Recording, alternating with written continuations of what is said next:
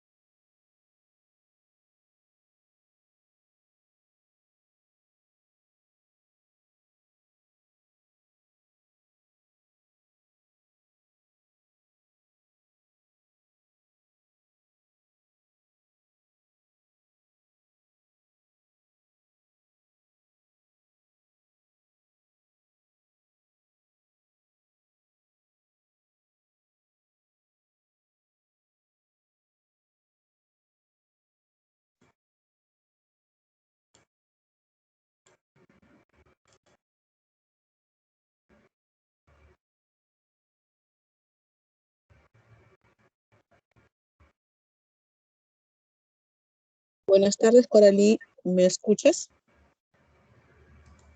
Buenas tardes, ¿me escuchan? Sí, Coralí. Perfecto. Ya que podemos dar inicio, creo. Mi cámara sí no puedo encenderla, no lo sé qué es lo que está pasando, pero bueno, si me escuchan. Sí, perfecto. Voy a dejar de compartir para que puedas dar inicio con la sesión del día de hoy. Ok.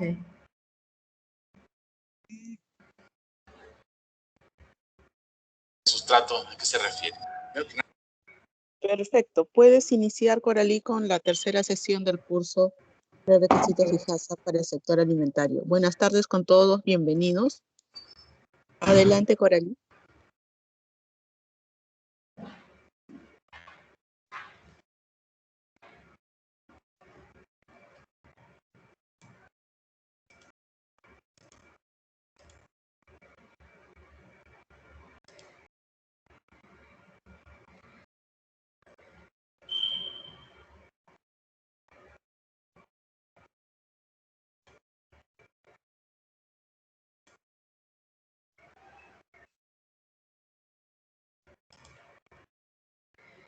Bueno, buenas tardes con todos. No sé si me escuchan y logran ver la pantalla ahora sí.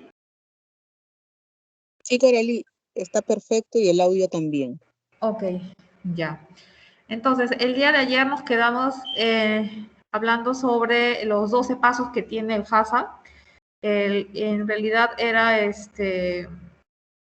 basados en los 7 principios que hay, ¿no? Los 5 pasos anteriores en las cuales uno tiene que tener para poder proceder a la realización del plan HACCP y los 7 principios. En realidad son 12 pasos y me permito, y me permitan ustedes también informarles una cosita que ahorita el Códex Alimentario de este año 2021 tiene una nueva versión. El Códex Alimentario está haciendo algunas modificaciones con respecto al HACCP. Si bien es cierto, todavía nosotros no tenemos ninguna resolución en las cuales haya cambios sobre la elaboración o el diseño de nuestro sistema o plan HACCP, que prontamente ya va a salir, ¿no? Porque ya hubo estos cambios en el 2021 en el Códex Alimentario. Próximamente, creo, el próximo año más tardar, estaríamos con la nueva resolución. ¿Qué pasa con esto? Que ya no son 12 pasos, han aumentado un paso más, son 13 pasos, el cual están haciendo hincapié mucho porque el HACCP ya no va a centrarse en el árbol de decisiones, se va a centrar más que nada, no sé si ustedes hayan podido escuchar el otro sistema que lo llaman más el HACCP, que es con evaluación de riesgos, ¿no? Entonces va a entrar esa partecita de ahí que vamos a evaluar los peligros y los PCC en función a cómo se evalúan los riesgos. Porque en realidad es una metodología que te ayuda bastante y es individual para cada empresa, para cada sector. Entonces, podemos usar esta tablita de la evaluación de riesgos y que ahí también hay N tablas para evaluar los riesgos porque es algo muy singular y particular de cada empresa y puedes tú evaluar de esa manera, ¿no? Pero siempre y cuando puedas después testificar y demostrar que no tienes PCC o tus peligros identificados, puedas evaluar en posterioridad o cuando tengan que visitarte, por ejemplo, DIGESA o otra entidad para que puedas tener esa certificación o esa validación sanitaria que requiere tu planta procesadora, ¿no? Entonces, es eso, ¿no? Es la manera que va a cambiar próximamente. Ya está dentro del, como les repito, en el Códex Alimentario. Supuestamente ya entra en cambio eso, ¿no? Pero son cosas muy sencillas, algo muy puntual el cambio, pero que si ya tenemos experiencia en la elaboración de estos planes, no nos va a ser tan difícil ahora manejarlos con estos cuadros o parte de la elaboración de lo que en otras normativas ya hemos hecho una evaluación de riesgos, ¿no? Y bueno, es eso lo que quería decirles, ¿no? Los cambios que próximamente va a tener el HACCP. Y como siempre, siempre hay 5 pasos que anteceden propiamente al cuerpo de lo que es el plan HACCP, ¿no? El paso número 1, que es establecer el equipo HACCP, ¿no? Describir el producto, identificar el uso que hay que destinar el producto, elaborar el diagrama de flujo y confirmar el diagrama in situ, ¿no? Esos son 5 pasos previos para poder tener la información necesaria y elaborar nuestro plan HACCP. En lo que concierne al paso número 1, que es conformar el equipo HACCP, toda empresa tiene que asegurar, ¿no? Sobre todo que contenga un equipo que sea multidisciplinario y que cumplan con ciertos conocimientos y competencias para realizar este plan HACCP y llevar a cabo la implementación de este sistema, como también la manutención de este sistema, que no corra el riesgo de que se va alguien del equipo o se van 2 o 3 y todo el sistema cae, ¿no? La idea es que esto al momento de implementarse sea tan sólido, con las bases suficientes, no importando las personas que lo conformen en ese momento, porque al fin y al cabo es un sistema del presente, de la hora y de esa empresa, ¿no? O sea, no es un sistema por persona. O sea, si bien es cierto, las personas lo hacemos, lo estructuramos, lo llevamos de alguna manera, pero eso pertenece a una realidad de una planta, de una empresa. Que la persona que venga y la conforme y salga, o entre o salga otra persona, no influya de alguna manera, ¿no? Que ese sistema siempre esté presente y se lleve de la mejor manera, mientras tengamos las bases sólidas, como les vuelvo a repetir, dentro del sistema de inocuidad. Y las bases sólidas siempre son los prerequisitos, que son los BPMs y el programa o plan de higiene de saneamiento. Lo ideal es crear un equipo multidisciplinario y cuando no se disponga de los servicios de este tipo, in situ deberá recabarse asesoramiento técnico. También lo pueden hacer, una empresa puede recabar ese asesoramiento técnico, que para ello también pues existen en varias entidades, tanto privadas como públicas, que pueden brindar ese asesoramiento respectivo para poder realizar implementar este sistema o elaborar este plan HACCP, ¿no?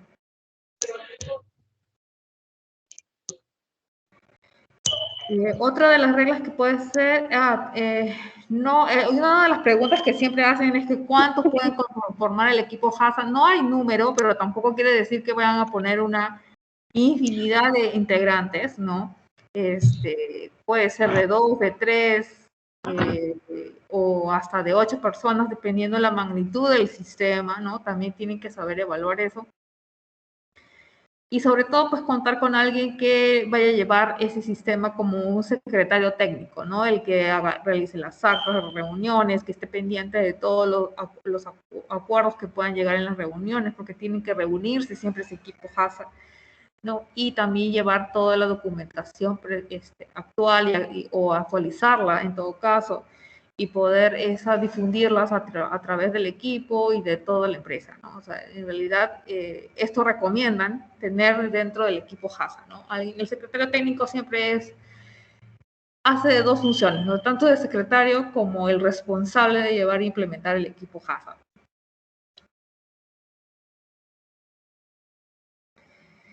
Bueno, este es un ejemplo dentro de tu plan HACCP, ¿no? Donde puedes colocar las funciones del equipo HACCP, ¿no? Y tenerlo descrito de esa manera, ¿no? Las funciones de quienes lo conforman, ¿no? Tanto el gerente general, recomiendo que siempre deben nombrar al gerente general también parte de su equipo HACCP, porque si bien es cierto, él no conocerá del tema, pero al hacerle partícipe del equipo HACCP va a tener que conocer el sistema, así solo sea para el otorgamiento de los recursos financieros.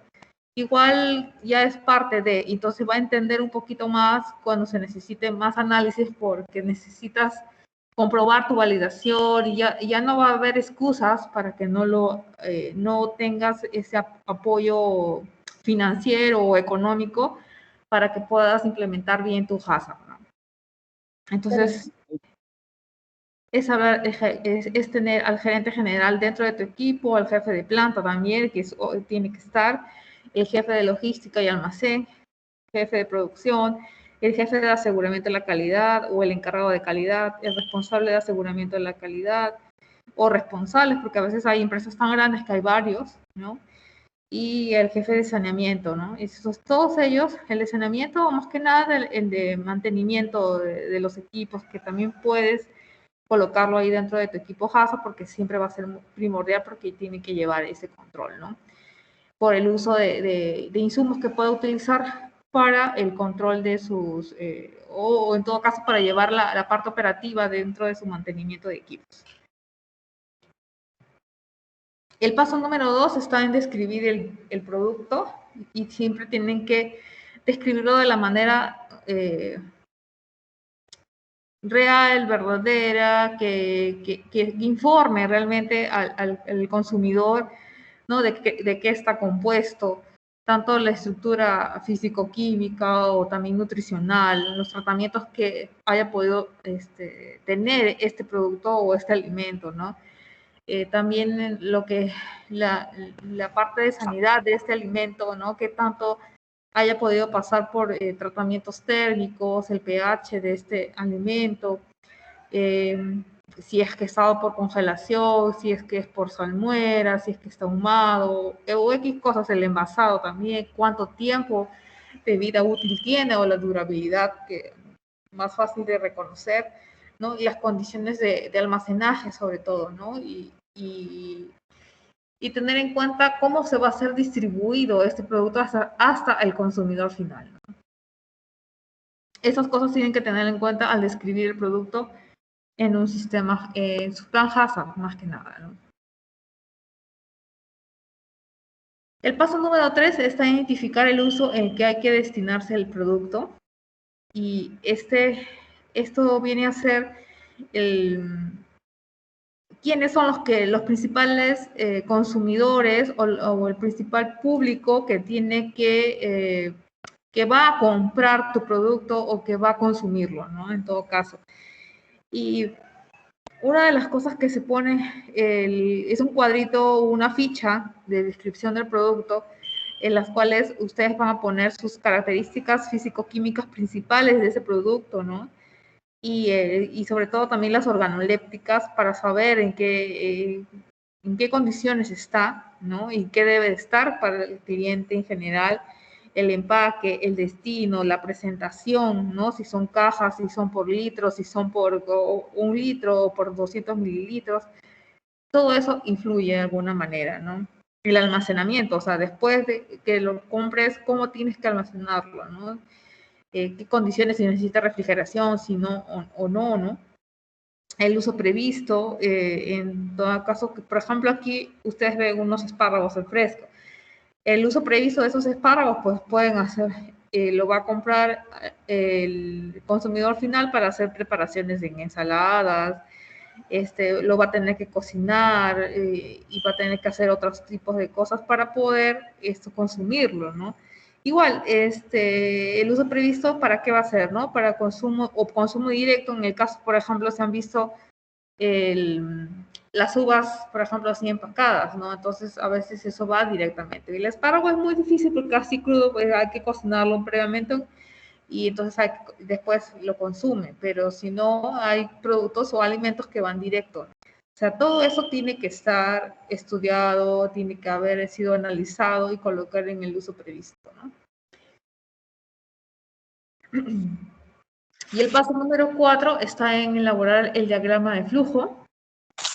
Este diagrama de flujo, por favor, se tiene que colocar detalladamente, paso por paso, en cada paso de tu flujograma o de tu proceso en general, cada paso, debes colocar qué parámetros técnicos, sobre todo, vas a controlar para tener tu producto final, ¿no?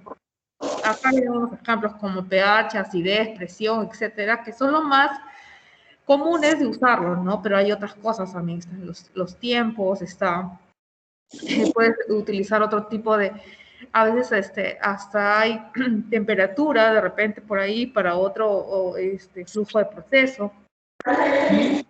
Hay varias cosas que puedan entrar para poder, para que tú puedas evaluar esos parámetros ¿no? Y puedas tener tu diagrama de flujo correcto.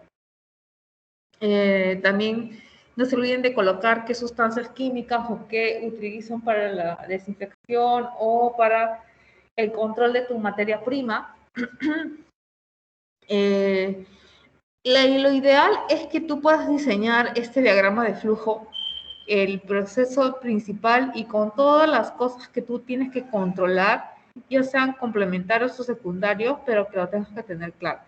Y que sea desarrollado de una manera entendible, tanto para la persona que lo elabora, como para una persona que no conoce nada y que lo pueda entender cómo es el proceso productivo en ya sea como un diagrama de flujo, en una descripción o con gráficas, ¿no?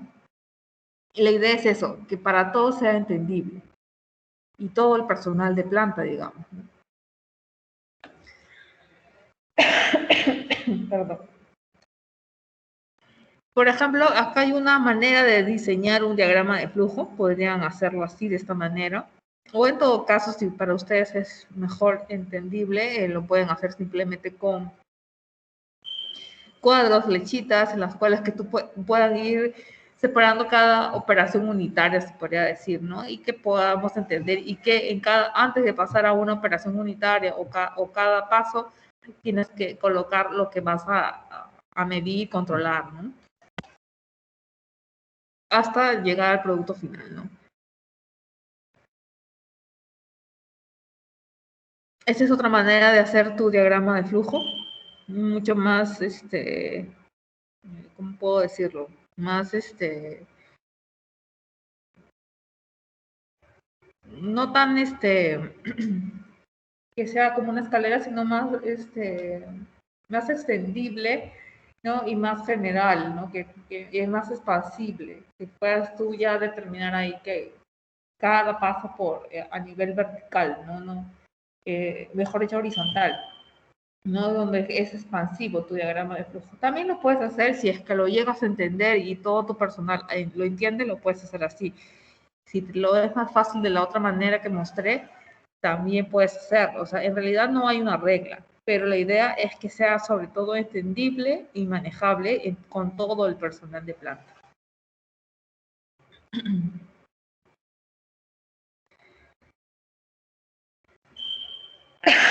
De ahí, tú de hacer tu diagrama de flujo o diseñar tu flujograma, vas a tener que confirmar ese diagrama de flujo o ese diseño de diagrama de flujo que has hecho. ¿Cómo lo confirmas? In situ. In situ viene a ser en el lugar de proceso. Tal cual lo has descrito, tiene que cumplirse en planta en el lugar de proceso. Y tú lo que vas a hacer es verificar. De repente por ahí los valores o la parte donde tú determinas o evalúas por cada proceso, de repente por ahí te va a dar la sorpresa, porque sí suele pasar, ¿no? Que el pH no es de tal rango, sino de tal medida. Entonces por ahí te equivocaste o aseguras todo lo registrado y haces una verificación real de todo lo que realmente se mide y cómo se mide y cuánto es lo que mide cada parte de las condiciones de medición que tengan que cumplir para pasar de proceso a proceso.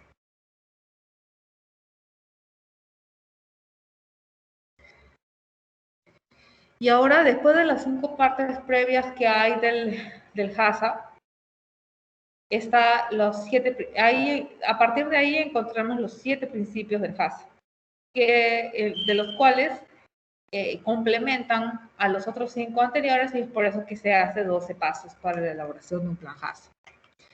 Y dentro de esos principios está como número 1, identificar y analizar los peligros. Como número 2, principio número 2, determinar los puntos críticos de control, los PCC. Como punto número 3 está establecer los límites críticos para cada PCC. Y como número 4, establecer un procedimiento de vigilancia.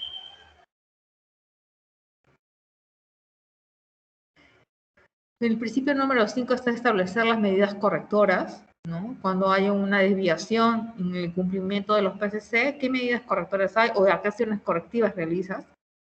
Como punto número 6 o principio 6 está establecer los procedimientos y verificación. Y como número 7 está establecer un sistema de documentación de registros.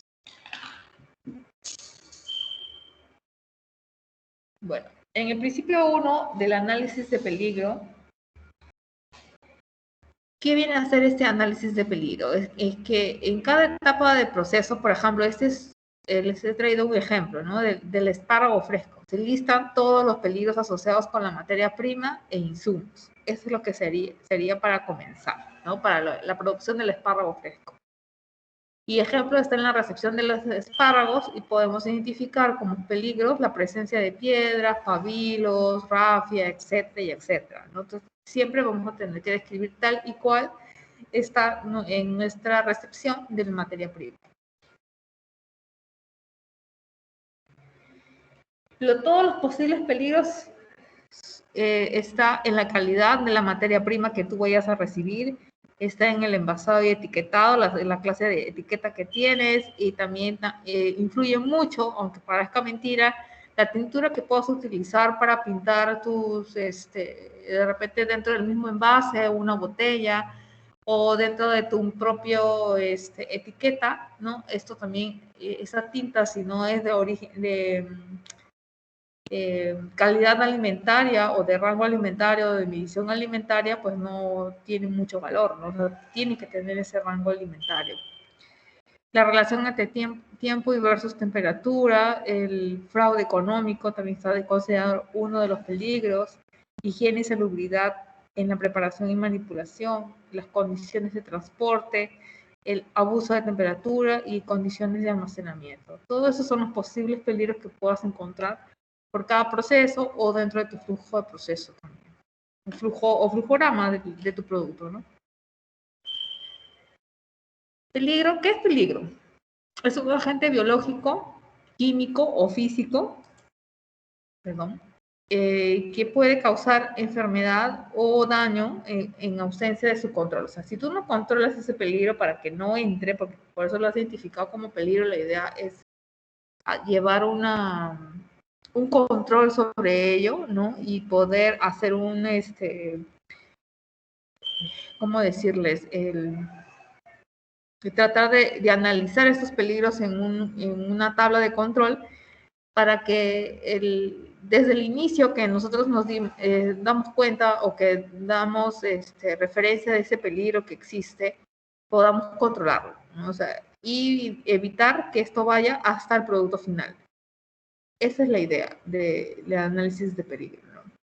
Y en N circunstancias y en N cosas nosotros podemos tener ese peligro mientras no tengamos no cumplamos con todas las condiciones y requisitos para mantener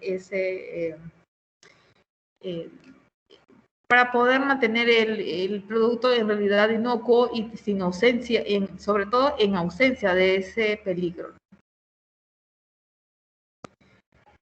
Los peligros de la inocuidad, como sabemos, son 3 que siempre han estado presentes, que son los biológicos y microbiológicos, los químicos y físicos, ¿no? La evaluación también de estos peligros, hoy en día también se colocan dentro de los peligros. Antes estaba dentro de los químicos porque era parte de una que lo producía la micotoxina, pero nos hemos dado cuenta que ahora no solo son las micotoxinas, que son los alimentos alérgenos. Y los alérgenos, la evaluación de estos alérgenos también entra a tallar como cuarto punto dentro de tu matriz de análisis de peligros, ¿no? Pueden ser biológicos, químicos, físicos y alérgenos. En los biológicos podemos encontrar sobre todo a las bacterias, parásitos, hongos, virus, ¿no? Esos son los más peligrosos también, ¿no? Dentro de los biológicos. Los peligros químicos, pues las sustancias tóxicas de cualquier otro compuesto cuya presencia en el alimento lo haga peligroso para la salud del público en general, compuestos usados en el procesamiento de alimentos, ¿no? Entonces, estos peligros químicos mayormente no los pasa a veces sin querer, ¿no? Cuando utilizamos o está guardado en mal lugar, ¿no? Que no debería estar, o de repente está en contacto casi muy cercano al alimento y utilizamos esos insumos químicos y ya hubo una contaminación cruzada, ¿no? La idea es que tengamos esto bien cerrado, controlado, ¿no? Para poder evitar esos peligros químicos. Ahora, los peligros químicos también están dentro del, por eso que también se pide dentro de la materia prima, por ejemplo, si ustedes procesan uva, ¿cómo se llama esto? El control de estos peligros químicos está también en los plaguicidas que pueda tener tu materia prima. Y para ello también se pide una solicitud de calidad a tu proveedor para que pueda ellos evaluar ese producto final como uva tal, ¿no? Del campo, y ver cuáles son esos análisis de plaguicidas y qué es lo que vota como peligro químico, ¿no? Porque a veces eso, si no lo controlamos, a veces también es perjudicial para la salud. En cuanto a ejemplos de peligros químicos, podemos encontrar por eso que les decía, ¿no? A las micotoxinas, las aflatoxinas, todo lo que sea con aminas, también las de biógenas, histamina también es peligrosa, toxinas de las setas, ya que son paralizantes, son toxinas diarreicas, neurotóxicas, ¿no? Y también pueden producir alcaloides en las que puedan tener cierta implicancia, ¿no? En lo que es una de las sustancias que produce estos alcaloides, que es la perrilodicidina, ¿no? Es como como especie de una sustancia muy venenosa, ¿no? Entonces hay que también tener ese cuidado, y mayormente los alcaloides, ¿en dónde lo podemos encontrar? Mayormente está en los productos que le llamamos menestras, los podemos encontrar, ¿no? A veces en las conservas del frijol pueden estar presentes, dependiendo, ¿no? O sea, hay que saberlo tratar, hay que saberlo ver, hay que saberlo analizar y tener todos los controles necesarios para no tener ese peligro químico. También están las sustancias químicas añadidas, que pueden ser dentro de los antibióticos. Acá también están los plaguicidas, están las hormonas de crecimiento, las partes directas o indirectas. Está el plomo, ¿no? El zinc, el cadmio, el mercurio, el arsénico, lubricantes, ¿no? Si estamos cerca, por ejemplo, si es un producto que es en fresco, de repente estamos cerca al campo, y el campo también tiene algunos sobre todo para los motores de sus grandes camiones o estas partes que utilizan como los tractores para el campo. Entonces los lubricantes también, o sea, todo para ello hay que tener en cuenta todo, ¿no? Y analizar cada uno de ellos para que nuestro producto tenga la seguridad de salir totalmente inocuo. Los materiales de envasados también pueden tener tintas, adhesivos, plomo, hojalata, ¿no? O sea, sustancias plastificantes también, ¿no? Dentro de los peligros físicos vamos a encontrar, pues, todo objeto extraño que esté presente en el alimento y que implique un riesgo de salud del consumidor. Obviamente que este tipo de pan, así con toda esta cantidad de clavos, no lo vamos a comer, ¿no? Pero estos clavos es parte de un peligro físico, ¿no? Que pueden causar daño a la salud, angustia o ser estéticamente desagradable, ¿no? O sea, la idea es que tampoco es que vayamos a consumir por consumir cualquier cosa que digan de que no tiene los peligros, pero también tiene que ser correctamente validado y estudiado, ¿no?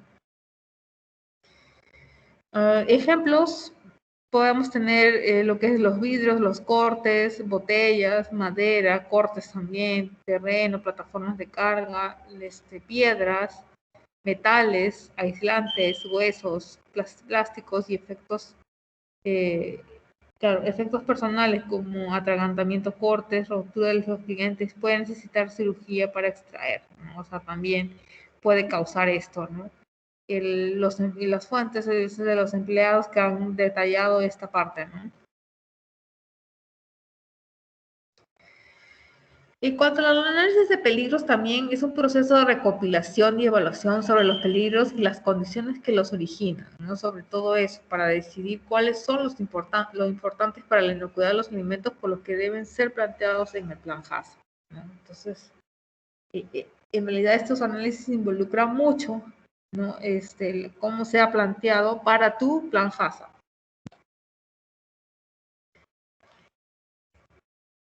Establecer las medidas de control preventivas es una acción o actividad utilizada para controlar el peligro ya identificado de manera que se prevenga, se elimine o se reduzca a un nivel aceptable.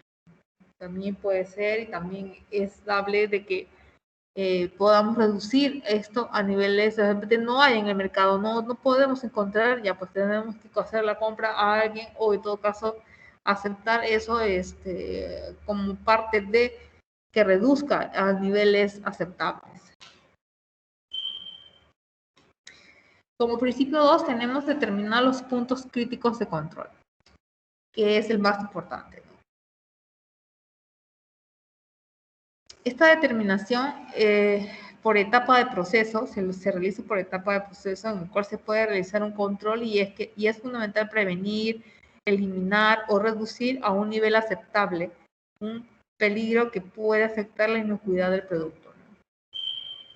Sobre todo ello, ¿no? Que acá estás determinando ya las posibles PCC que puedas tener, ¿no? Dentro del producto final. Puntos de control crítico, los famosos PCC, es una operación, práctica, proceso y localización, ¿no? Entonces, un punto de control involucra todos estos 4 elementos en la que puede aplicarse de alguna medida preventiva que elimine o minimice uno o más peligros, ¿no? Para que exista un PCC se requiere, o sea, tampoco es determinar PCC y yo porque ya todo lo digo sí, ¿no? Y todos voy a tener 8 PCC, 10 PCC, ¿no? Porque yo he determinado así, porque voy a hacerlo y porque es cuanto más PCC tengo más controles. No es así necesariamente, ¿no? Y para que exista, nosotros debemos tener en claro estas cosas, ¿no? Definir y establecer límites críticos, principio 3. Vigilar efectiva y oportunamente los parámetros de la operación del PCC, principio de la etapa D, aplicar medidas correctivas, acción 5. Entonces, esas son las cosas que tienen que requerir para que se conviertan en un PCC. Este es el árbol de decisiones que está también en la resolución la 449. Y bueno, y en cualquier bibliografía o en todo caso toda información de lo que es FASA, ustedes van a encontrar este tipo de árbol de decisiones para saber qué se convierte en un PCC y cuál no es un PCC, ¿no? Pero como les dije al comienzo, esto en cierta medida va a desaparecer, ¿no? Y ahora vamos a evaluarlo. O quizás se quede el árbol de decisiones y esto te va a servir para hacer tu evaluación de riesgos, pero no lo creo tanto así porque en realidad la evaluación de riesgos se maneja de otro tipo de medidas, ¿no? Vamos a ver qué es lo que pasa. Me supongo que esta resolución debe estar saliendo el año que viene, ¿no?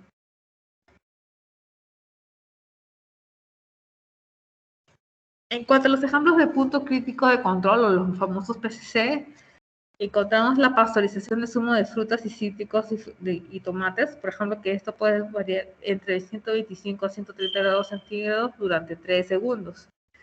La limpieza y desinfección, limpieza estimar sucesión de desinfección, disminución y contaminación microbiana hasta que un nivel no sea peligroso, ¿no?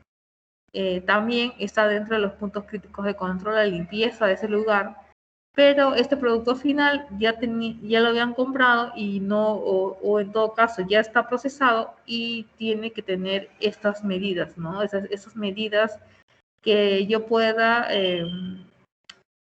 en todo caso, medir dentro de mi proceso productivo, ¿no? Y esos son mis rangos que yo voy a establecerlos, ¿no? De 325, yo no me puedo pasar de los 130 grados ni tampoco puedo ser menos de 125 porque de repente con menos temperatura, yo no voy a poder matar ciertos... para eso se necesita personas preparadas para saber, ¿no? Que al tal grado yo sé que van a morir ciertas microorganismos que me van a traer algunas consecuencias. Entonces, yo voy a determinar dependiendo a qué temperatura sería la mínima y cuánto mi máximo, que no me puedo sobrepasar para poder, una cosa es el rango operativo y otra cosa es el rango en que pueda ser tu límite crítico y que no te puedes sobrepasar de aquello, ¿no? Otro de los ejemplos de los PCC viene a ser la refrigeración, efecto de bajas temperaturas que ralentiza o paraliza el crecimiento de microorganismos. La manipulación de un alimento, buenas prácticas de manipulación de los alimentos también deben de contar cada uno de los profesionales. Y para determinar los PCC, este es un cuadro de un plan, ¿no? Y el cual ellos han determinado, pues, si son PCC o no. Hasta aquí, por ejemplo, para ellos no tienen ningún PCC, a pesar de que es para alimento procesado. En este caso es para conservas, que son en las cuales esas conservas son setas, las cuales son, ¿cómo puedo decir? Son algunos productos en los cuales estas se puede tener dentro de este proceso, ¿no? Y pueden determinar los peligros que puedan tener dentro al momento de recepcionar estas materias primas. Después, en el mismo lavado vas a determinar cada PCC de acuerdo a cada proceso productivo y vas a hacerte las preguntas respectivas. Obviamente que antes de determinar tus PCC, tú has hecho tu análisis de peligros, ¿no? En cada proceso productivo. Y lo que va a salir aquí para las PCC son los procesos en los cuales tú vas a tener que determinar por pregunta, en las cuales has evaluado varios peligros y vas a determinar con cada una de estas preguntas si se va a convertir sí o sí en PCC. Aquí todavía nos podemos dar cuenta que esta determinación de PCC, acá están determinando que hay un peligro químico, físico y el biológico, que vienen a ser los patógenos. Ya que como son setas, esta es una conserva en sí que tiene que tallar mucho el tratamiento térmico, ¿no? Y también, a partir de ahí, tratar de preguntarse si sí o no es un PCC.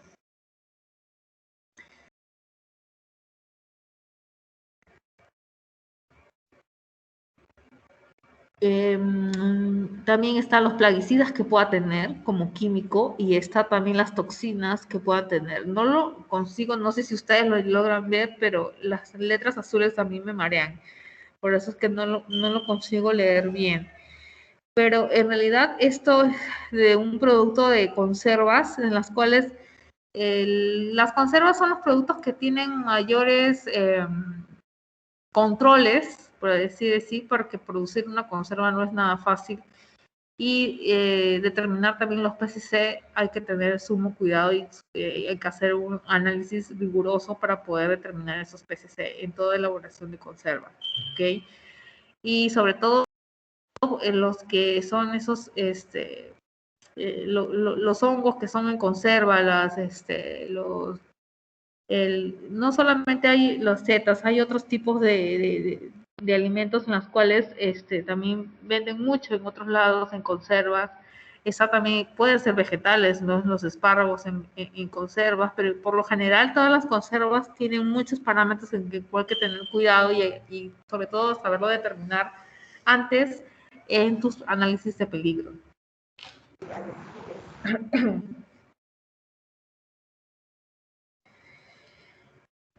El principio número 3 está establecer los límites críticos. Tú después de haber hecho tu estudio primero de los análisis de peligro, después haces tus análisis, determinas si tienes PCC o no. Y dependiendo de eso, cada PCC va a tener unos límites críticos. Tú vas a establecer límites críticos que tienes que estar en un parámetro en el cual no puedes aplicar ni lo mínimo ni irte al máximo. Por eso se llaman límites. Si los límites tienes que tratar de establecer dentro de un criterio en los cuales tu proceso siempre va a salir óptimo. No puedes irte a los extremos, por eso que se llaman límites. El principio número 3 es, al establecer estos límites para cada PCC, ¿no? Acá yo dependiendo del rango de los cuales yo he evaluado estos parámetros, tanto físico, químico como biológico, debe ser controlado en el PCC para prevenir o eliminar o reducir un nivel aceptable de la presencia de un peligro de inocuidad alimentaria. Sobre todo eso, ¿no? Para eso se han hecho el establecimiento de los límites críticos.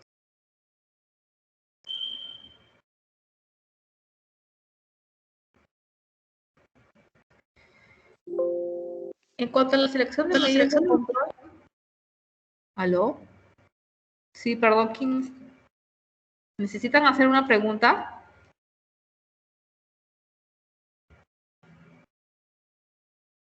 ¿Me escuchan? Sí, Coralie, se activó el audio de una participante, pero ya lo solucionó. Ya, ok. Bueno, para la selección de medidas de control debemos seleccionar y adoptar las medidas de control en cada PCC, ¿no? Acá es un ejemplo en la pasteurización, que es tiempo y temperatura, el pH, concentración de cloro activo, ¿no? Por ejemplo, en buenas prácticas de manipulación, las temperaturas de refrigeración, ¿no? Esos son ejemplos de selección de medidas de control, ¿no? De las cuales puedes determinarlo para cada PCC que hayas identificado dentro de tu flujo de proceso. Aquí también es un límite operacional, siempre los límites críticos son operacionales, ojo. Acá hay otros ejemplos de límites críticos que pueden ser, entre los patógenos bacterianos está la pasteurización, que es de temperatura y tiempo. Están en la parte física, están fragmentos metálicos, detector de metales, por ejemplo, en todos los que son productos de agroexportación.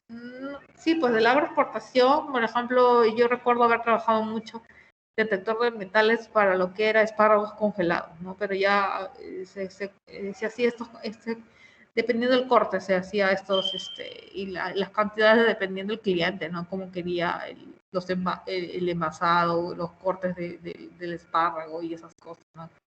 Entonces ahí siempre pasaba por los detectores de metales, ¿no? En los cuales tienen rangos, pues, ¿no? De mínimos de 0.5 milímetros, ¿no? Que las cuales tú no podías hacer pasar, ¿no? Y también ahí también tienen un superior, ¿no? Entonces tú pasabas por cada uno y no tenías que detectar nada, ¿no?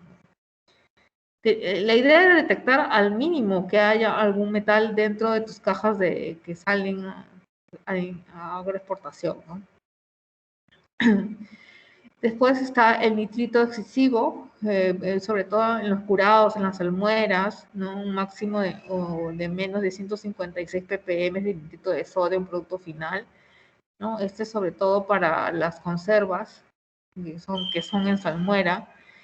En patógenos bacterianos también puedes encontrar la fase de acidificación y pH máximo de 4.6 para controlar el Clostridium botulinum, ¿no? En alimentos acidificados, ¿no? Que hay que evitar esa presencia de este Clostridium, ¿no? Y también tener esos controles de pH máximo, ¿no?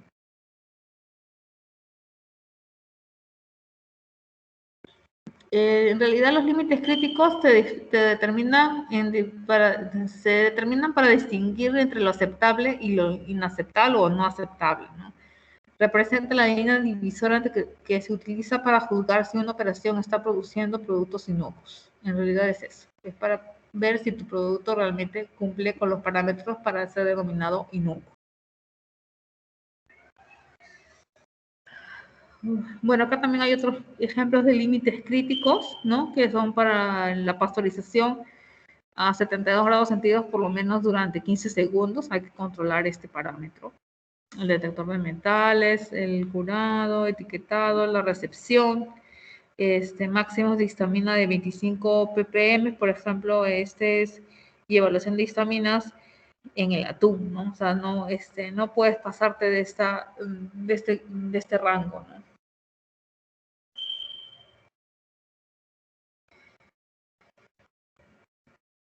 Bueno, eso es por la parte que son los límites operativos que hay, los límites críticos, ¿no? El ajuste en el proceso y la medida correctora, ¿no? Para poder que cumpla, mejor dicho, dentro de tus límites, ¿no? Esta es la gráfica que podría explicar mejor entre límites críticos y límites operativos. Es que el límite crítico más que nada es para cumplir con todos tus parámetros de inocuidad. Y el operativo ya pues es el que siempre, los rangos que siempre vas a trabajar, porque si te sobrepasas de los operativos, a veces se quema, se deteriora, pero esos son rangos de calidad, ¿no? Entonces, igual vas a desecharlo, igual no lo vas a vender, ¿no? Igual vas a tener que reprocesar o igual vas a tener que eliminarlo, ¿no? Y ahí pues ya no vas a poder determinar si es un PCC o no, si cumpliste con el PCC o no. El PCC son límites críticos de inocuidad, ¿no? De las cuales están por ahí dentro de tu proceso operativo, podría ser, ¿no? Y el operativo, como sabemos, pues así te sobrepasas de ello, pues sobre todo que podría ser de que cumplas con el crítico, pero al mismo tiempo ya como calidad, pues no, o sea, a veces en temperaturas, a veces sobrepasas, se quema ese producto y qué pasa después, ¿no? O sea, a eso es lo que voy, ¿no? O sea, no es que los dos vas a cumplir al mismo tiempo, pero hay que tratar de controlarlos de esa manera.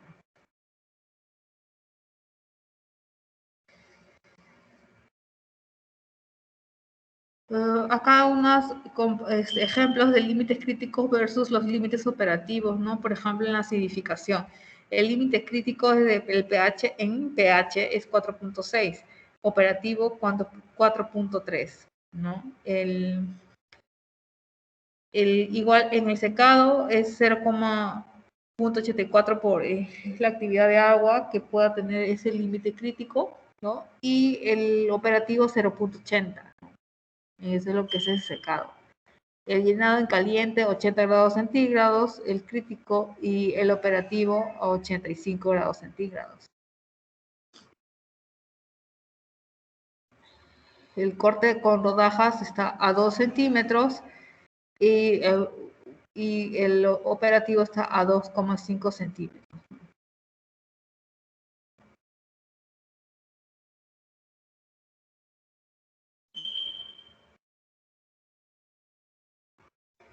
Bueno, creo que ya habíamos hablado un poquito de las setas en conserva.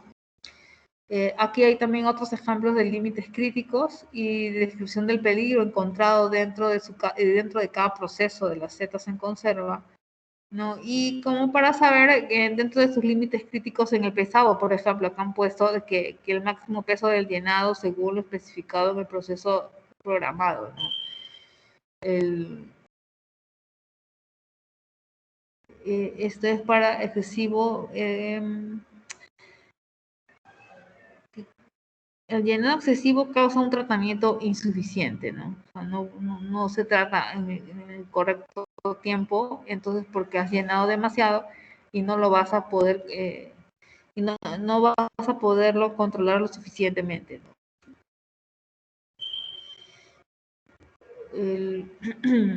El espacio libre que puedas dejar en la conserva también es otro de los límites o dentro de la descripción de los peligros, ¿no? Que pueda ocurrir también algo que esté que no esté bajo control, ¿no? Y pueda incurrir en alguna de las, infringir dentro de tus límites críticos, ¿no? Primero haces el estudio de tu análisis de peligro y después vas a ver los límites críticos que puedan ser dentro de los PCC que hayas determinado, ¿no? Acá en el tapado y cierre también acá han puesto una descripción de peligro que es con la contaminación después del tratamiento. Sabemos que para el tratamiento del producto es causado por el agua de enfriamiento, ¿no? Y aquí el nivel aceptable de cloro residual de 2 ppm en aguas de enfriamiento, ¿no? Entonces también otro tipo de límites críticos, ¿no? También el agua de enfriamiento que puedas utilizar para tu producto, esto en setas en conservas. También esto influye, ¿no? Porque obviamente se enfrían la mayoría de las conservas al final de su proceso.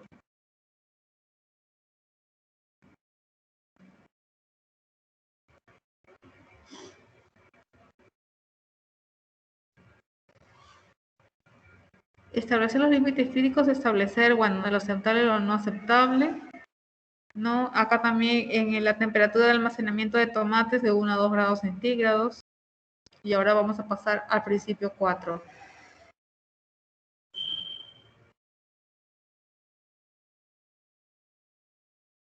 Esperanza, un favor, ¿me pueden dar solo un minuto, por favor? Sí, Coralí, Ya perfecto, estoy, solo un minuto, por favor, gracias. perfecto. En el chat estamos adjuntando el link del registro de asistencia y de la encuesta de satisfacción a la cual pueden acceder para completar en un par de minutos. En tanto esperamos a Coralín nuevamente.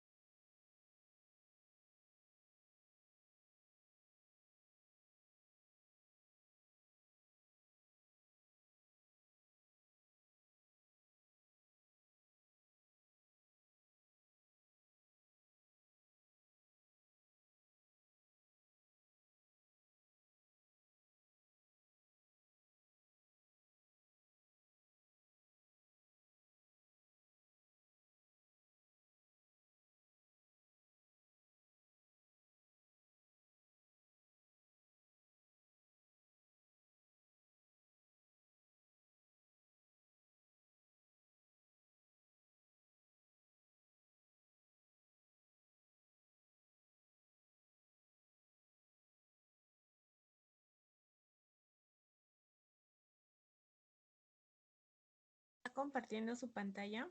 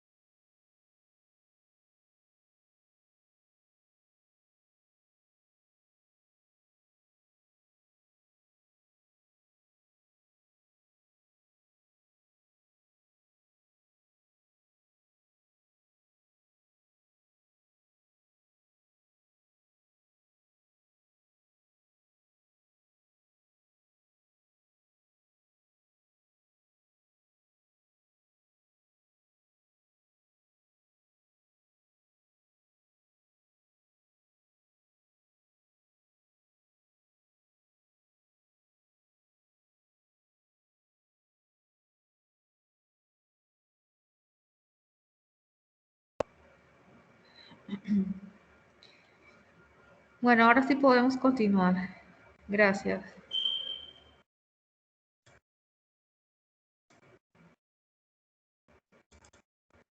Adelante, Coraline.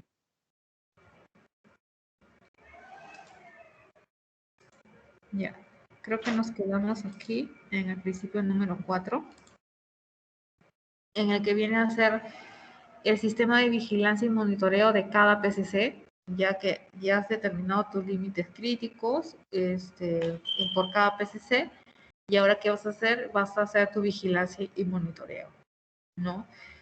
Y el monitoreo es obviamente la vigilancia mediante el cual observas la medición que has establecido y el análisis sistemático y periódico de esos límites críticos por cada PCC para asegurarte de la correcta aplicación de las medidas preventivas y de que del proceso que se desarrolla dentro de los criterios de control definidos, ¿no? Eso es lo que significa hacer esos procedimientos de monitoreo. Y el propósito es que tú puedas evidenciar que la operación de este proceso te pueda permitir la identificación de las tendencias hacia el límite crítico que pueda iniciar el proceso de ajuste, ¿no? Identificar cuando hay una pérdida del control, ¿no? Y una desviación que ocurre hacia un PCC, ¿no? Y proporcionar documentación escrita del sistema del control de procesos, todo ello, ¿no?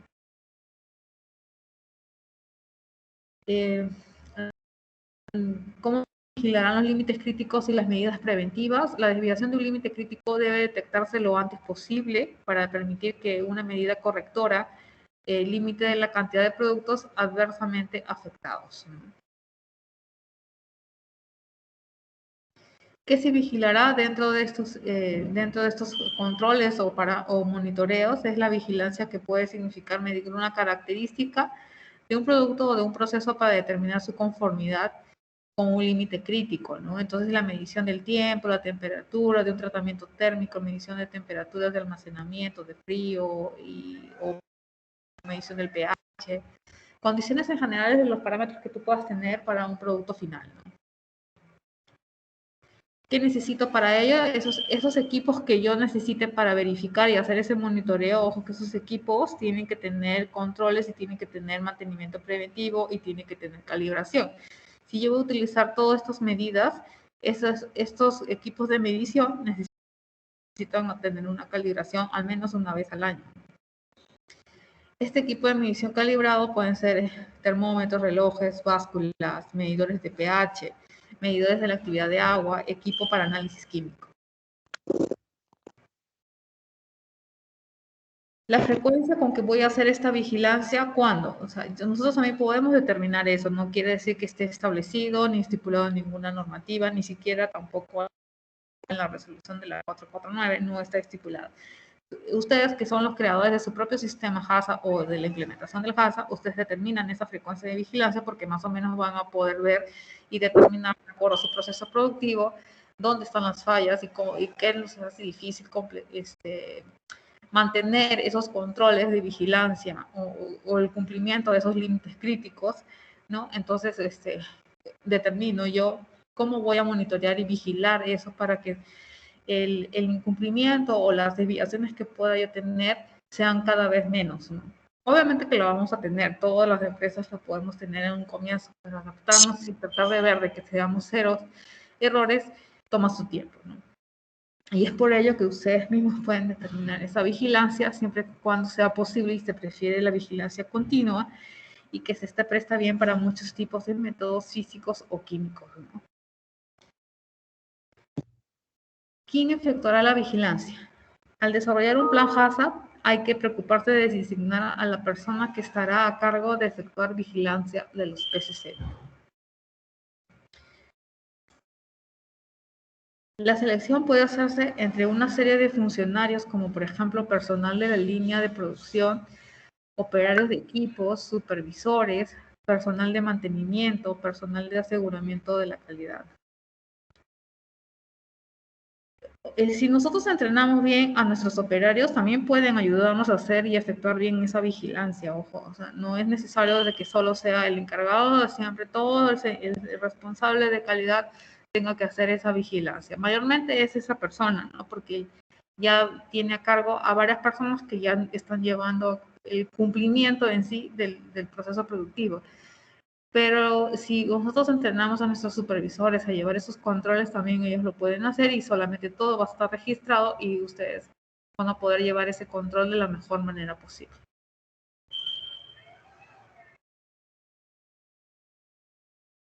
La monitorización y comprobación o vigilancia es una secuencia planificada de observaciones, de medidas para asegurarse que cada uno de los PCC se encuentran dentro de esas especificaciones, ¿no? Por ejemplo, medida de temperaturas, humedad relativa también es un parámetro en una cámara frigorífica, es muy importante eso, ¿no? Y también tiene que llevar esos controles, ¿no? Y también tiene que tener la calibración. Vigilancia sobre prácticas de manipulación.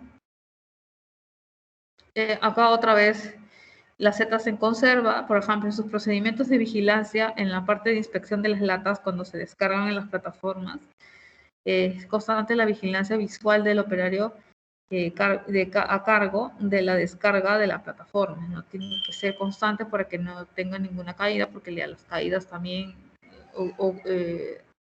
hace que tenga efecto hacia el producto que está dentro, ¿no? ¿Qué más? Es la contaminación después del tratamiento causada por las latas con graves defectos o dañadas, ¿no? Sí, pues ya porque se rompe la película en las latas, se rompe una película que está en el interior. Y al momento que esas se caen o tienen algún rasguño esas latas, si bien es cierto no se rompen ni ves el producto, pero ya al tener ese rasguño, el interior de la lata ya sufrió alguna alteración. Y eso puede producir una contaminación hacia el producto que está dentro, ¿no? dentro de la lata. En el pesado, por ejemplo, de las setas en conserva, aquí colocan que el sensor del peso que en la línea rechaza las latas con exceso o falta de peso, ¿no? Esos son procedimientos de vigilancia. En lo que es el espacio libre, que es muy importante en toda conserva, aquí, por ejemplo, en los procedimientos de vigilancia está el mecánico de máquina de cierre que compruebe el espacio libre después del cierre en muestras consecutivas, al menos una de cada extremo, al inicio de la operación y a cada hora, ¿no? Hay que hacer esas comprobaciones. Ellos han determinado de esa manera que comprobando por cada hora, yo voy a poder controlar mi espacio libre, porque yo mi espacio libre ya lo determiné como un peligro y está como PCC, ¿no? Si es que yo no lo controlo o no lo he podido controlar y siempre va a continuar, entonces al hacer mi PCC yo voy a tener que hacer ese procedimiento de vigilancia. En el tapado, cierre y inspección, también aquí el operador de máquina de cierre debe efectuar un examen visual de las latas selladas al inicio y después de graves congestiones o ajustes en cada media hora y examinar todas las latas desarmadas cada 4 horas en muestras consecutivas, una cada extremo, ¿no? Son las determinaciones que han hecho ellos mismos para poder tener bajo control ese tapado y cierre de inspección y no ocurra ese PCC4 que lo tienen, porque ahí se determina que al ser las tapas dañadas o defectuosas por costuras dobles e inadecuadas, ¿no? Hay sobre todo contaminación. El tratamiento térmico, que es el punto, para mí el punto más principal y muy, muy, muy importante dentro de la elaboración de conservas, ¿no? Sobre todo en estos tipos de alimentos como son las setas, está también como procedimiento de vigilancia. Bueno, esta empresa ha determinado que el control de calidad comprueba que el tiempo de transcurrido entre el cierre y el tratamiento del autoclave al menos una vez por periodo, ¿no? Y el operador del autoclave comprueba la temperatura 1, el tiempo y la temperatura de ventilación y cocción, y el termógrafo, ¿no? Descargador del bus que comprueba el indicador termosensible, ¿no? Y separa el producto si no hay cinta termosensible o si esta no vira de color, ¿no? Hay una comprobación ahí lo que han determinado ellos para poder controlar esa vigilancia y poder controlar estos límites críticos, ¿no? Porque es el lapso máximo de ese tiempo entre el cierre y el autoclavado.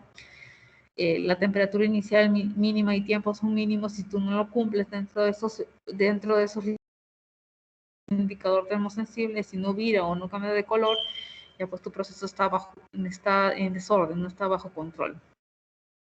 En lo que es enfriamiento, siempre después de una conserva a la etapa de enfriamiento, entonces aquí ellos han puesto como procedimiento de vigilancia las comprobaciones del cloro cada hora en la salida del agua de enfriamiento, ¿no? Aquí sí, porque eso van como manguerazos. Si no utilizan manguerazos lo pasan así por todas las conservas que hacen, a veces utilizan algunas estas máquinas aspersoras que hay presión de agua, ¿no? Entonces, y agua fría y agua de hielo y de enfriamiento están utilizando también, o también lo sumergen las latas dentro de estas túneles de enfriamiento, también hay, ¿no? Eso depende ya de cada empresa y de cada presupuesto, pero sí hay que llevar esos controles, ¿no? Del agua que utilizas para ese enfriamiento en esas conservas. Pero esos son así ejemplos en cada proceso productivo y ya dependiendo del proceso de tu flujograma, tú vas a ir determinando esos procedimientos de vigilancia. El principio número 5 está en establecer esas acciones correctivas. Si es que has incumplido dentro de tus límites críticos, si tu PCC no lo has podido controlar, entonces vas a tener que establecer esas acciones correctivas.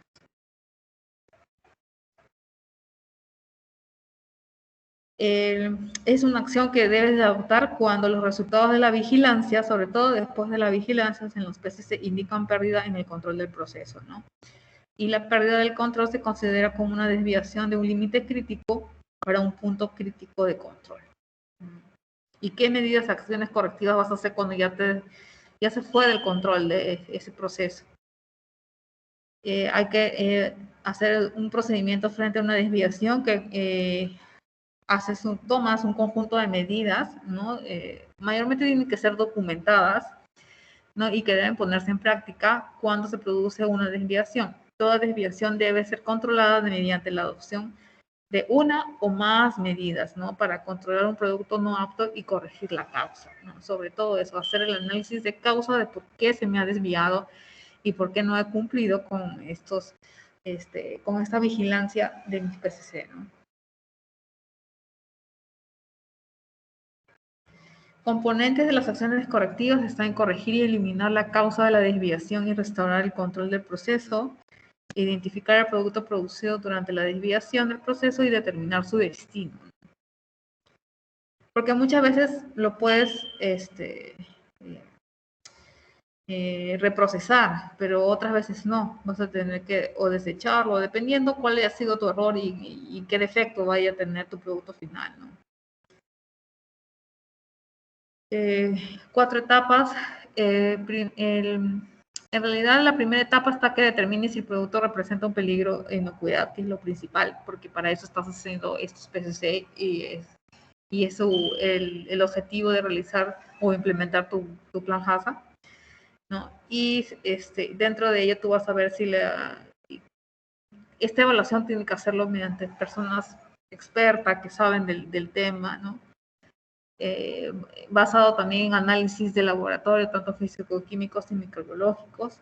Y la segunda etapa está si no existe ningún peligro basado en las evaluaciones. En la primera etapa, el producto se puede liberar, ¿no?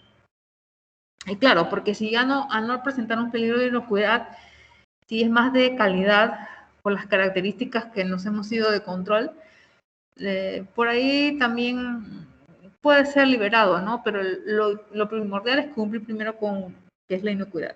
Eso es lo principal, porque eso es lo legal, como les dije al comienzo, es lo más importante antes que la calidad. Por ahí sí te lo pueden rechazar si es que es un cliente muy exclusivo y que va a tener que, por ejemplo, yo recuerdo mucho que respetaban mucho los cortes y que no podía haber muchos errores en los cortes y o el grosor, ¿no? Entonces tenías que respetar ello, ¿no? Si habían demasiado en una bolsa, pues ya te lo rechazaban totalmente. La idea era eso, ¿no? Que todo tendría que estar, que se cumpla dentro de esos parámetros de calidad. Y eso depende de tu cliente, al destino que vayas a vender y todo ello, ¿no? Pero sobre todo tienes que tener en cuenta que estás cumpliendo con la inocuidad, porque eso sí, ahí ya sí va a haber un problema mayor, ¿no? Si es que incumples con ello. La tercera etapa vendría si existe un posible, basado en las evaluaciones que vayas a hacer en la primera etapa, determinar si el producto puede ser nuevamente trabajado o reprocesado y desviado hacia un uso seguro, ¿no?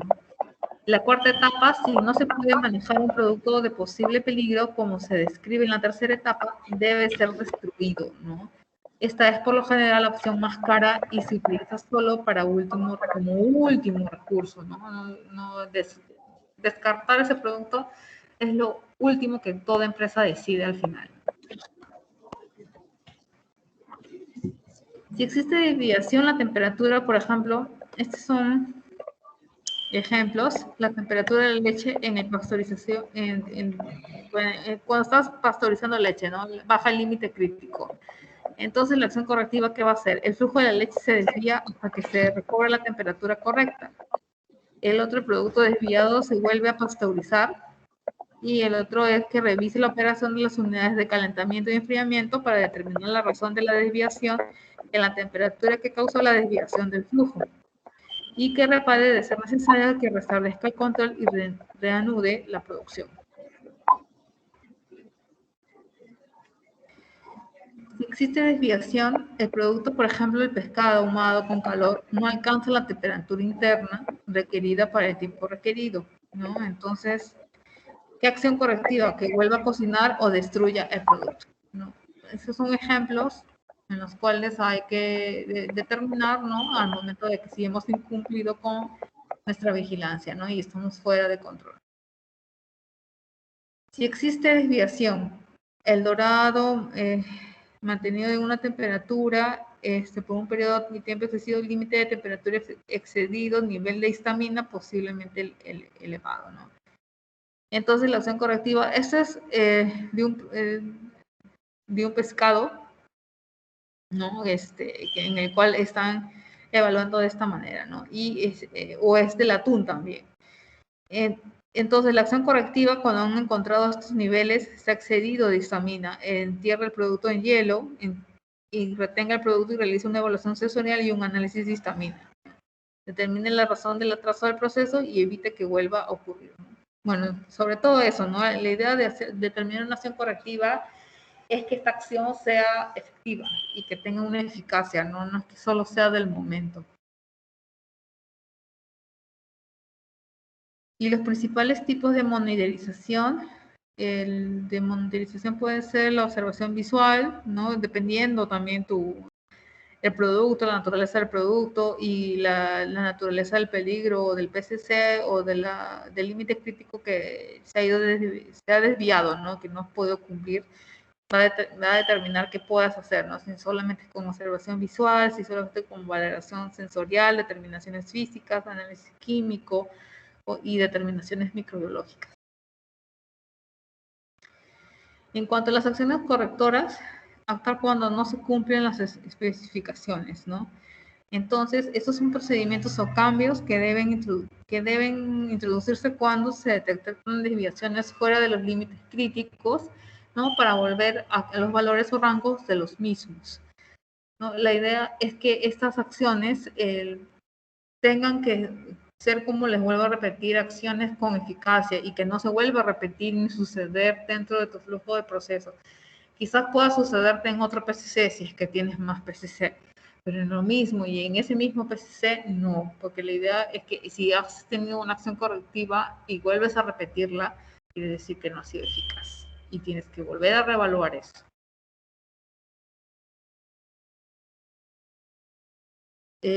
Bueno, sí, acá estamos con las setas porque las conservas son las más peligrosas y las que tienen mayores PCC, por eso que siempre se colocan ejemplos. En cuanto, por ejemplo, el pesado, el procedimiento para corregir desviaciones está, el operario tiene que o debe ajustar manualmente el peso de la lata a rechazar y ser rechazada, añadiendo y sacando las setas, ¿no? Bueno, es una medida para corregir la desviación. En cuanto a la inspección de latas, se descarga en la plataforma. El operario encargado de la descarga debe separar cualquier lata defectuosa o dañada e informar al control de calidad. Y se debe de retener el resto de las plataformas y investigar. El operario también encargado de la descarga debe extraer latas con MED e informar al control de calidad, y se debe retener el cesto de las paletas para investigar. Bueno, y también es todo un trabajo en cuanto a la inspección de latas, ¿no? El espacio libre, por ejemplo, que han determinado que el procedimiento para corregir esas desviaciones viene a ser el mecánico de máquina de cierre, ajusta el espacio libre e informa el control de calidad. El operario debe retener el producto y control de calidad e investigar toda producción desde el último hasta los resultados satisfactorios. Sobre todo eso lo puedes determinar con un análisis de laboratorio, ¿no?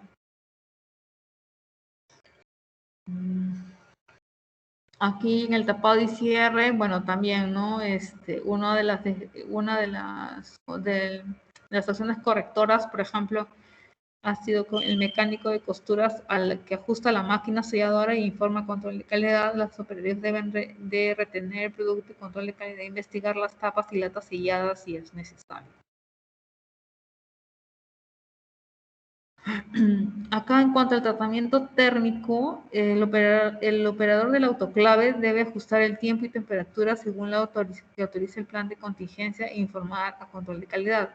El operador debe retener el producto y control de calidad, investigar toda la producción sospechosa de desviación. Y entramos al principio número 6, que es establecer procedimientos de verificación. Después de haber hecho tu vigilancia, primero, determinación de tus peligros, de los PCC, has hecho tus límites críticos. Después de tus límites críticos, tienes que hacer tu vigilancia, y si has incumplido, tienes que ver qué acciones correctoras vas a hacer cuando cumplas esos PCC. Y de ahí te vas a tu principio número 6, que son los procedimientos de verificación. Ellos que tratan la aplicación de estos métodos y procedimientos y ensayos y otras evaluaciones, además de la vigilancia, para constatar el cumplimiento del plan HACCP, ¿no? O sea, tú vas a verificar todo ello, además de tu vigilancia que ya lo has hecho, vas a tener la certeza de que estás cumpliendo con todo tu sistema HACCP. Se pueden utilizar métodos, procedimientos y ensayos de verificación y auditoría, incluidos los de muestreo y análisis aleatorios, en el fin de determinar si el plan HACCP está funcionando eficazmente. En lo que es auditoría, esto pueden ser las auditorías internas que realizas para ver si tu sistema está bien o no está controlado, ¿no? Y eso te puede servir también como un procedimiento de verificación.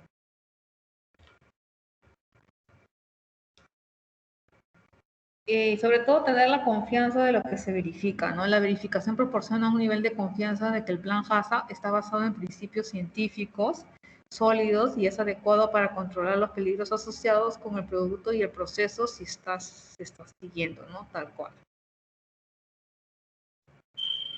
Los elementos de verificación vienen a ser, pues, las actividades de verificación de PCC, la calibración, las muestras dirigidas y pruebas, revisión de registros de PCC, el sistema de verificación del plan HACCP, auditorías, pruebas microbiológicas en producto final y agencias reguladoras, ¿no? La validación. Obtener la evidencia que los elementos del plan HACCP son efectivos. Eso es lo que consta la validación.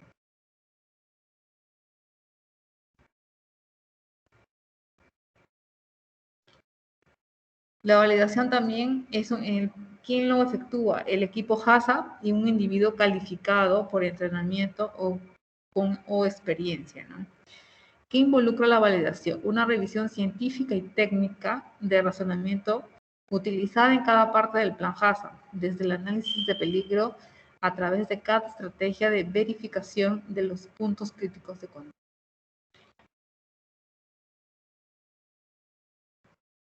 La frecuencia de la validación, inicialmente, cuando los factores lo ameriten, lo que sigue puede dar garantía de la validación del plan. Cambios de los materiales crudos, cambios de los procesos o productos, resultados de auditorías adversas, desviaciones recurrentes, nuevas informaciones sobre peligros o medidas de control, observaciones y prácticas nuevas en la distribución o manipulación del consumidor, ¿no? Entonces, si hay algún cambio, uno va a poder ir cambiando la frecuencia de la validación.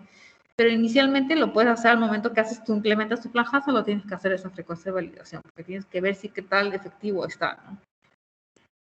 De ahí ya vas a determinando poco a poco cada qué tiempo lo tienes que hacer. Y como estas características que he mencionado, pues vas a tener que hacer nuevamente la frecuencia de validación. O sea, siempre vas a tener que validar cada vez que haya desviaciones recurrentes, cada vez que haya cambios de materiales crudos, de materiales o procesos o productos, ¿no? Ahí vas a tener que hacer nuevamente una validación. La frecuencia de la validación, bueno, en la calibración lo que sabemos es una vez al año. Anualmente se tiene que calibrar, hay un programa de calibración y también dependiendo del equipo y las medidas, a veces hay hasta 2 veces cada 2 años. Hay equipos de medición que no necesitan ser calibrados, ¿no? Ya de por sí solos ya están calibrados, ¿no? Eso va a depender todo del uso que tengan de equipos para el uso y medición de esos, dependiendo de tu flujo de proceso y naturaleza de producto, ¿no? Todo eso va a depender. Revisión de los registros de calibración, muestra y pruebas predeterminadas, revisión de los registros de PCC. Las calibraciones se realizan en el equipo de instrumentos utilizados para el monitoreo o verificación, con una frecuencia que asegure precisión de las medidas, revisando la precisión contra un estándar reconocido o cerca de la condición en la que se utilizará el instrumento o equipo. La frecuencia también de la verificación del sistema HACCP lo puedes hacer anualmente o como creas conveniente también, no es necesario que respetes algunos, pero lo recomendable y lo más eficiente que se puede hacer bueno, les puedo decir eso por experiencia, siempre se hace una vez al año, ¿no? Cuando ocurra un fallo en el sistema o ocurran cambios significativos en el proceso o producto, ¿no? También tienes que hacer una verificación de tu sistema cuando hay esos grandes cambios. Las actividades de verificación de auditoría del sistema HACCP están en revisar la exactitud de la descripción del producto y el diagrama de flujo, revisar que los PCC se observen como requieren el plan HACCP, revisar que los procesos operan dentro de los límites críticos establecidos, revisar que la documentación fuese completada correctamente y a los intervalos de tiempo requerido. La auditoría de la revisión de registros, también aquí las actividades de monitoreo que se hayan realizado en los lugares específicos dentro del plan HACCP, ¿no? Las actividades del monitoreo que se han realizado con la frecuencia especificada en el plan HACCP, las acciones correctivas que se han realizado cuando el monitoreo indicó una desviación de los límites críticos, el equipo se ha calibrado con la frecuencia especificada en el plan HACCP, el rol de las agencias reguladoras en la verificación del plan HACCP.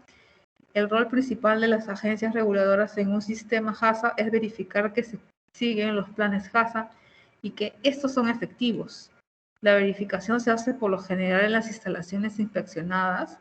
Sin embargo, algunos aspectos de la verificación pueden realizar en otros lugares adecuados. Las actividades de monitoreo se han realizado en lugares específicos en el plan HACCP. Las agencias reguladoras vienen a ser toda entidad que viene y te audita para obtener un certificado o en todo caso tu habilitación sanitaria, para este caso es el único organismo regulador y ente que es DIGESA para nuestro caso, ¿no? Los planes HACCP son documentos únicos por un procesador para asegurar el control de un proceso o procedimiento específico. Los planes pueden contener información confidencial y deben estar debidamente protegidos por la agencia reguladora. La revisión del plan HACCP en cualquier modificación, la revisión de la documentación del monitoreo del PCC, la revisión de la documentación de la acción correctiva, también entra a tallar aquí, es lo que incluyen dentro de una inspección o verificación de una agencia. Revisión de los documentos de verificación, inspecciones visuales de las operaciones para determinar si se sigue el plan HACCP y si se mantiene la documentación adecuada, recolección y análisis de muestras al azar. Como principio 7 tenemos establecer un sistema documental. Y este sistema documental pues viene a ser la documentación y registros con tu lista maestra de todos tus procedimientos y todos tus registros que puedas tener para un buen control de tu plan HACCP, ¿no? Y que puedas adoptar de cualquier manera pues este registro escrito o un registro computarizado. De eso no hay límites, ¿no? O sea, ninguna norma ni ninguna entidad te tiene por qué decir que lo tienes que llevar por escrito o puedes llevarlo digital. En cualquiera de las dos formas lo puedes ver o también lo puedes hacerlo de las dos maneras, ¿no? Dependiendo tu facilidad y dependiendo de tu facilidad para presentar que tu sistema sí está bajo control. No es por el hecho que lo llevas todo computarizado, quiere decir que tu sistema está bajo control, no. O sea, hay muchas empresas que todos siempre empezaron solamente con lo escrito y estaban muy bien implementadas y basadas, ¿no? No, y aparte para llegar a lo computarizado, primero tuvieses que hacerlo manual y llevarlo al registro, llevándolo a punta de lápiz y mano, ¿no? Entonces, no es que primero fue uno o el otro, ¿no? Ni que uno y el otro es mejor, ¿no? O sea, siempre otro nació a partir de que tenías base de datos, ¿no? Porque para ser computarizado necesitas una lista o una cantidad razonable para poderlo llevar a ser computarizado, ¿no? Una cantidad de data, de existencia de datos para que puedas medir y puedas controlar de la mejor manera también. Los registros ordenados de acuerdo con un índice, si es que lo llevas así en físico, igual en tu computadora también tienes que tenerlo así para que pueda ser disponible y con un registro permanente. Autos para su modificación y puesta al día, disponibles en un formato que permita su inspección, conservados durante un periodo de tiempo mínimo de una campaña. Es lo mínimo que te piden para poder presentarte a una evaluación de habilitación sanitaria o certificación para tu HACCP. Firmados y fechados, ¿no? O sea, que te contengan una data o una fecha de cuándo ha sido elaborado el formato y la fecha en la cual tú estás registrando los controles, ¿no? Por ejemplo, aquí en la inspección de latas, el registro dentro de su plan HACCP está en el informe de inspección de latas, ¿no? Ese informe de lectura de detector de bajo vacío, ¿no? Entonces, para eso es un informe, ¿no? Igual, en el pesado es eso también otro informe de control de llenado. En el espacio libre que puede tenerse el informe de En enfriamiento está la parte del registro del operador y la autoclave, informe de la lectura del detector que esté bajo control, ¿no? Bajo vacío en ese enfriamiento. El manual HACCP por lo general tiene esta estructura, ¿no? Introducción, objetivo, alcance, política de inocuidad, el compromiso gerencial o del director y los objetivos de la empresa, conformación del equipo HACCP y sus responsabilidades, el principio del sistema HACCP y definiciones asociadas al HACCP. Descripción del producto y establecimiento del uso previsto, diagrama de flujo y verificación in situ, análisis de peligro, identificación de los PCC, establecimiento de los límites críticos, el establecimiento de un sistema de vigilancia y el establecimiento de las acciones correctoras. Esa es la estructura mayormente de un manual HACCP. También puede estar el establecimiento de un sistema de verificación del sistema HACCP, establecimiento de registro del sistema HACCP también. Bueno, eso sería todo ya para que puedan rendir su examen. Muchas gracias, Coralí, por la presentación del día de hoy. Gracias a ustedes por la atención. A los participantes, verificar en el chat, por favor. ¿Se ha compartido el registro de asistencia de la sesión del día de hoy? Asimismo, el link de la encuesta de satisfacción. Y vamos a habilitar el link para la prueba de salida por un espacio de 15 minutos.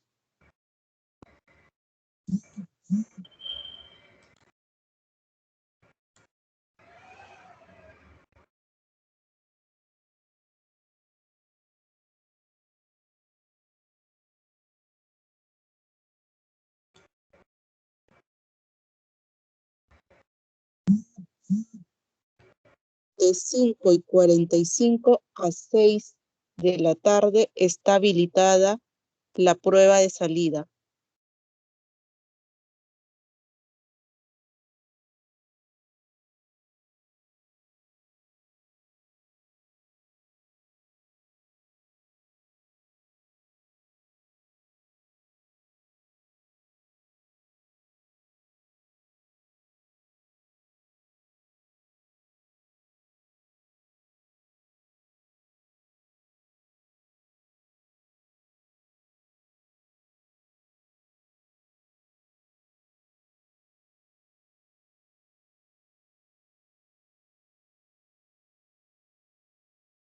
Pueden iniciar, ya se encuentra el link en el chat, por favor. Tienen 15 minutos habilitados.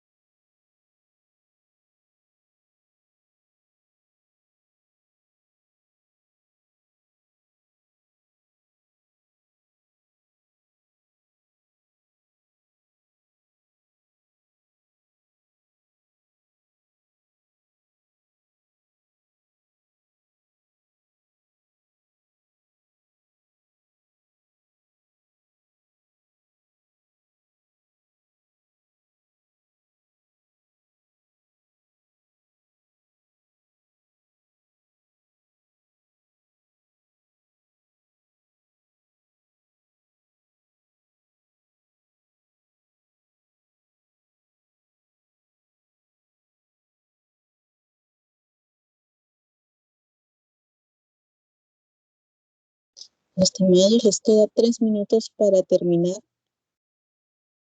Posterior a ello se desactivará el link.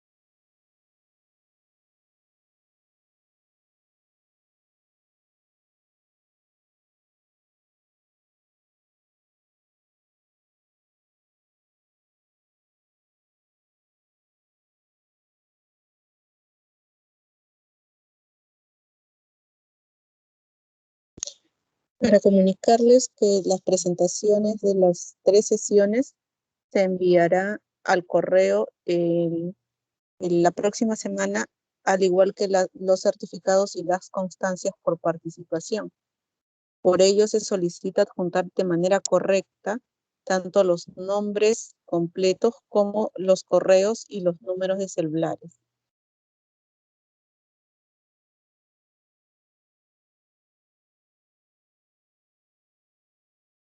Queda un minuto para poder desactivar el link de prueba de salida. Las personas que aún no envían su prueba, por favor, tener en cuenta el tiempo.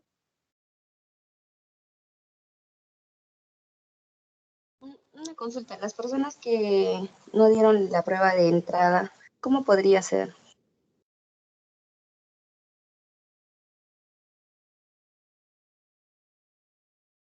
De acuerdo al registro de las asistencias, si no pudieron realizar la prueba de entrada, se estará considerando doble nota con la prueba de salida, siempre y cuando cumplan el registro de las 3 asistencias.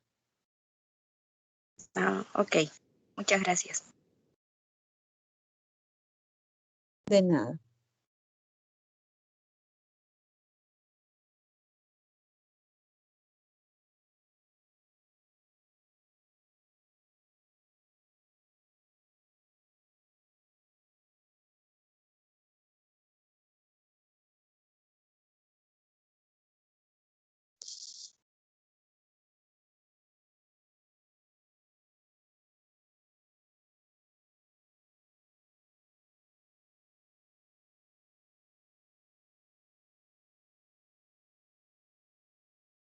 Por favor, indicarnos si tienen algunos problemas para enviar la prueba. Solo tenemos 70 registros y en sala una participación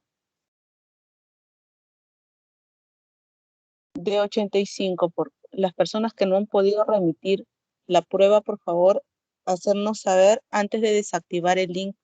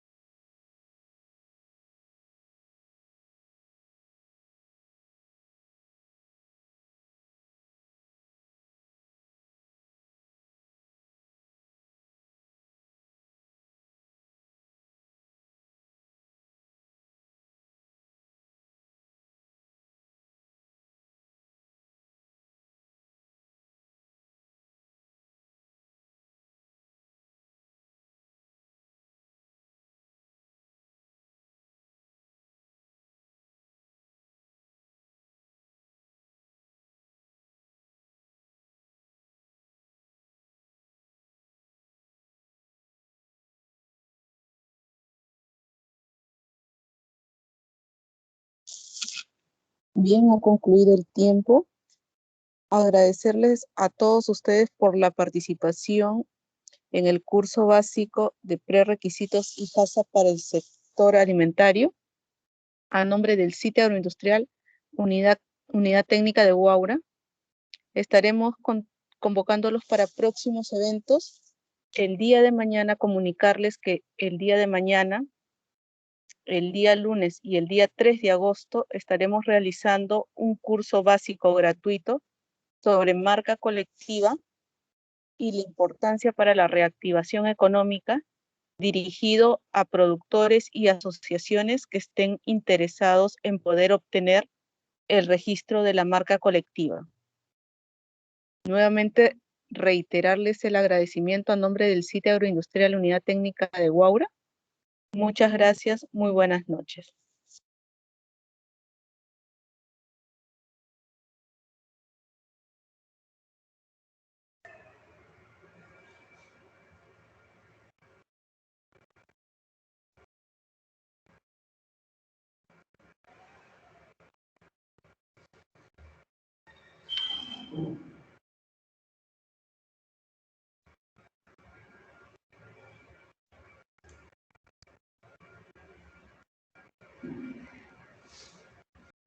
Buenas noches, Esperanza. Gracias. Hasta la próxima.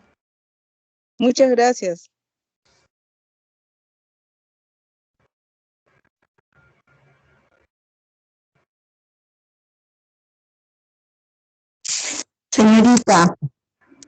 Señorita, buenas tardes. Disculpe, el día de la primera ponencia estuve presente, pero yo no sabía que había una lista de asistencia.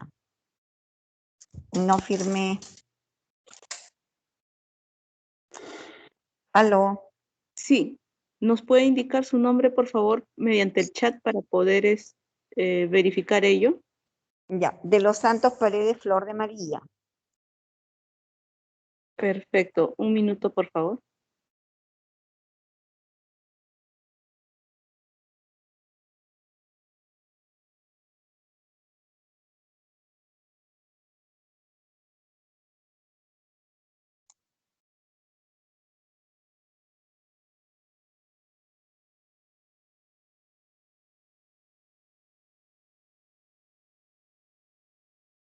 Estimada Flor, activaremos el link del registro de la primera sesión por un espacio de 3 minutos.